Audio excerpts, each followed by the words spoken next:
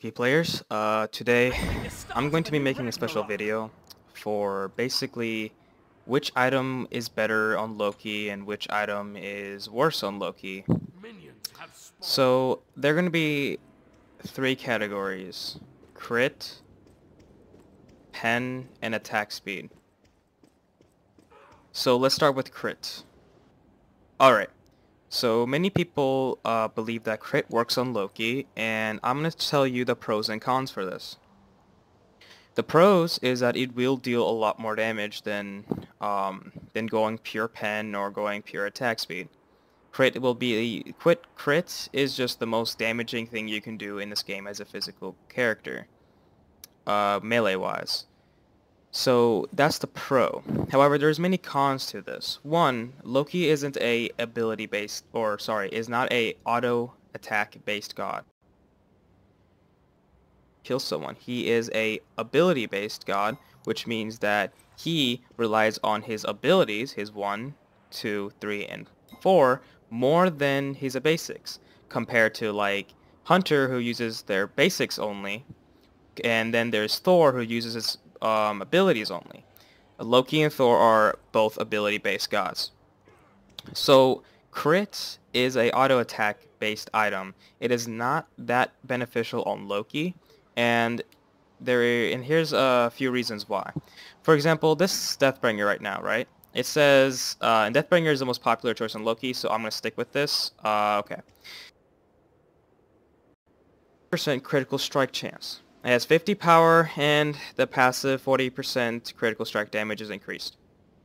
The physical power is very nice. However, the thing that makes this thing really a downer compared to, for example, stone cutting sword or any other items, is that it has a 20% critical strike chance. Which means, you know how we all say that Loki one-shots, 1 to 2 shots people? Well, if Loki is a 1 to 2 shotter, then that means he only has 20 to 40% crit chance to 20 to 40% chance to actually land a crit on someone.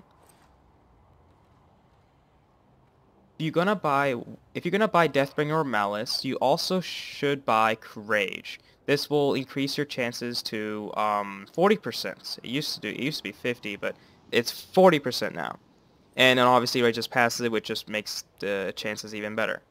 Or if you get, for example, Deathbringer, or if you want to get Malice, you have to get Deathbringer as well. Like, you have to get 2 types of crit items to make crit really beneficial. In Golden Bow, even though it does say 10% critical strike, we all know that it crits maybe like 70% of times, but Golden Bow would not work on Loki for many reasons. This is just out of question, and I'm not going to get into detail of it. Okay, so this proves that Deathbringer is a very bad choice for Loki. Many people like to go with this build. A blade in the dark. Oops. That's what I like to go. They like to go with this typical. This is a typical Loki build who doesn't really fully understand Loki. I'm not calling anyone out there dumb. I mean, if Deathbringer works for you, go ahead. I'm just trying to find literally the smallest bits of advantages and disadvantages that you can have. There is too many cons.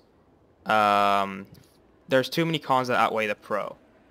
So the pro is the highest damage you can get, 50 power, really nice. The cons is you only have 20 to 40% chance of gaining that massive damage.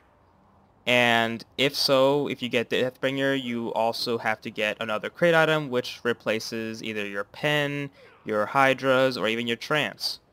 Warrior, Tabi, and Jones are fixed items on Loki. If you get anything else besides these two, I don't know what you're doing, unless that goes to a attack speed category, which we'll talk about later.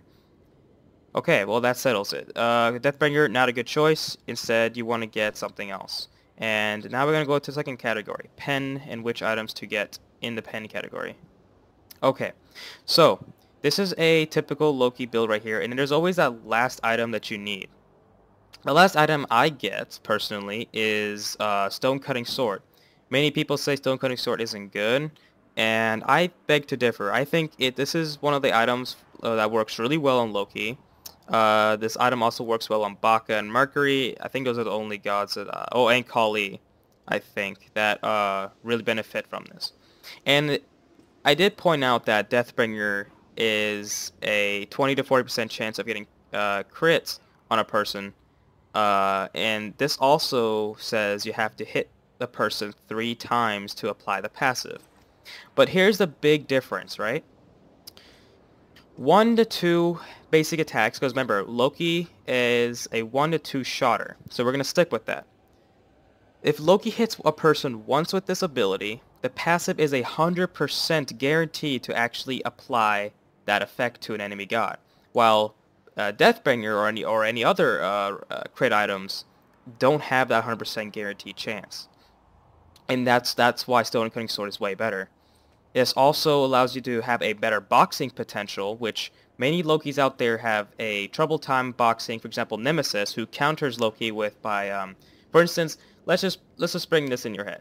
You're Loki, right? And there's a Nemesis out there who's half health, right? And you can one-shot her. However, when you use your 1 and 3 combo on Nemesis and she activates her 3, there goes all your abilities. And assuming your ult is down, or if you don't want to use your ult or something like that, then she's going to be smacking you in the head, right? And you can even use your 1 and 3 in an ult combo, and then she still will repel all that damage. Now you're stuck with no abilities as your decoy, which isn't going to help you that much. So, and you can't really outbox a Nemesis because of her passive and her ult and stuff like that. So this Stone Cutting Sword allows you to box better. And there's also many instances when I was playing Loki, which was basically I had low health, I had no mana, and I was fighting a Thor or Kali who had very low mana, or not low mana, very low health as well. And they were hitting me, right? But because I had Stone Cutting Sword, this allows me to basically be tankier and reduce them from being tanky. This is basically Ikavel, and sorry if I pronounce it wrong, if I pronounce it a different way. The same thing as this item called Ikavel, but instead of power-wise, it's defense-wise. So it's really good for gods who rely their whole kit, or the god relies on the kit so much that this item will basically make it where if your abilities are down, don't worry, you still got your basics. And this also contradicts the whole thing about Loki is not an attack-based god. You're right. But that doesn't really... He's still basic attacks, but he is a 1-2 shotter. I'm just saying that the most popular build is getting Deathbringer, and I'm saying why Stone Cutting Sword is more beneficial. The pros for Stone Cutting Sword is... you know what? No. Let's compare Deathbringer in this. Both Deathbringer and Stone Cutting Sword get 50 power, so that just equals out. However, this one gives you 10% movement speed, and movement speed, guys, is something that I really love on Loki.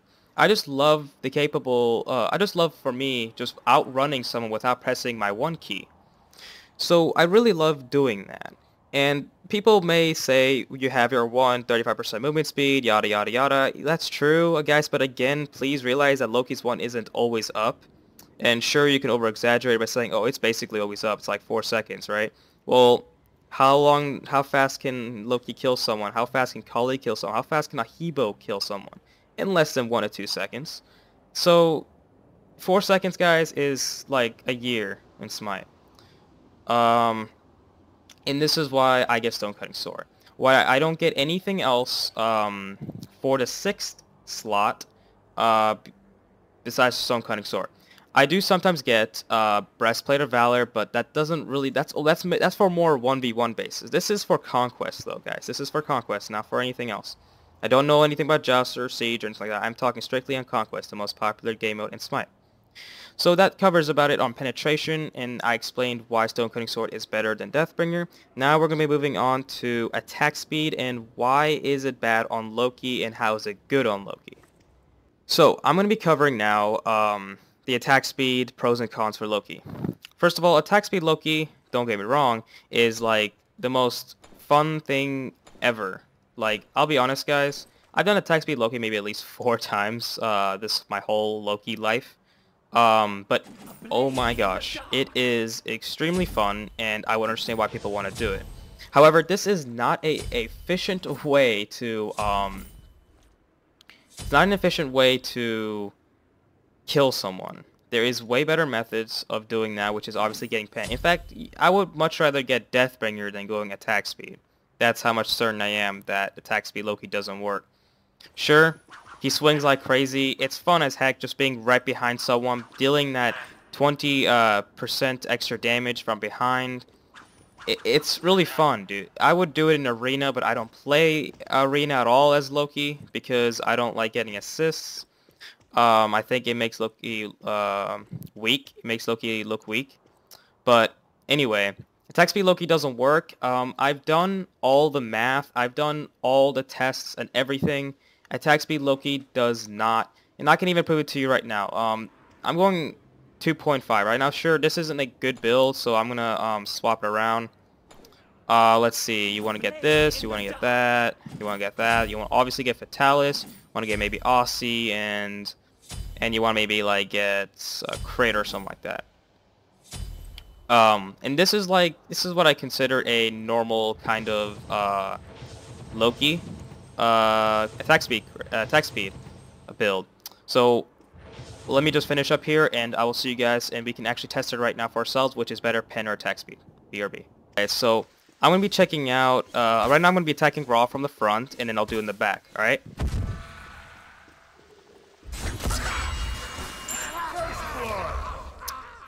And that was pretty quick, I'll be honest with you. The pro, really fast damage, and good decent amount of burst because of abilities. Cons, you get no cooldown. Yeah, guys, if you guys go attack speed Loki, you won't have any cooldown. You usually will not have any cooldown, which is detrimental to Loki, which means that you are playing much riskier in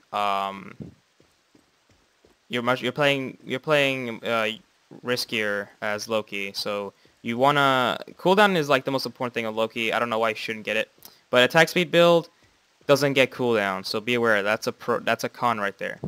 Okay, so let's see what happens if I attack him from behind.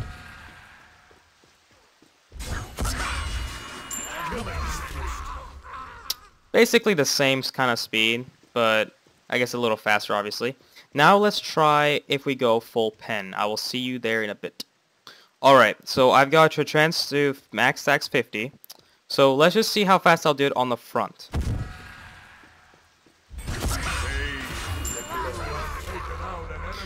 You guys, I don't have a count or anything, so you guys can decide for yourself which is faster, alright? Now I'm going to do it from behind.